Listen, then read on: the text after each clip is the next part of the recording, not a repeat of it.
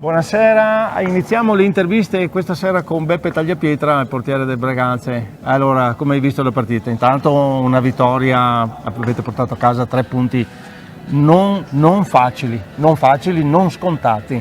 Sì, è stata una partita abbastanza difficile, siamo partiti bene. Per noi erano molto importanti 3 punti perché dobbiamo continuare la nostra striscia positiva senza sconfitte, dobbiamo tenere alto il nostro morale.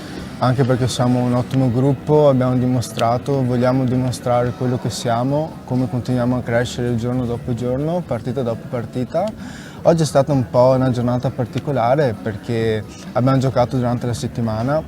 Io venivo da un esame che ho fatto tardi, altri ragazzi avevano altri impegni. È stato un modo diverso di affrontare una difficoltà, certo. Un altro step, una crescita per noi ulteriore e stiamo dimostrando sempre di più a noi stessi cosa possiamo fare e fino a che punto possiamo arrivare. Poi abbiamo avuto abbastanza cali durante la partita dovuti molti alla stanchezza, di sconcentrazione, ci possono stare, bisogna lavorarci su, però sì, siamo felici alla fine. Dobbiamo anche dire che il Bassano, visto anche il largo risultato del primo tempo, ha dovuto mettere in campo tutto quello che poteva.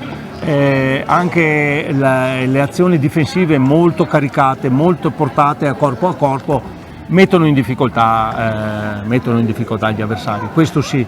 Però insomma ne siete venuti a capo, avete mantenuto quella lucidità che serve, tipica della squadra che vuole andare avanti, come hai detto te. Secondo me invece il primo tempo era finito 3-1 se non sbaglio e non è 3-1, esatto, non è un sì, risultato 3-1. largo secondo me, soprattutto nell'hockey, perché si possono fare 5 gol in 2 minuti come non fare un gol per 50 minuti, dipende da 1000 fattori. Noi in spogliatoio ci siamo detti che dovevamo ripartire da 1-0-0.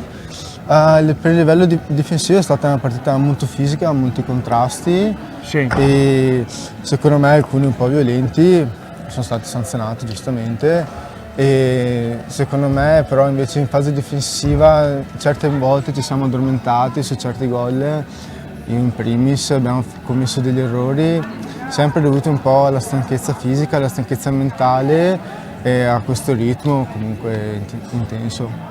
Bene, ti ringrazio per la tua disanima e in bocca al lupo per le prossime gare. Grazie mille, arrivederci.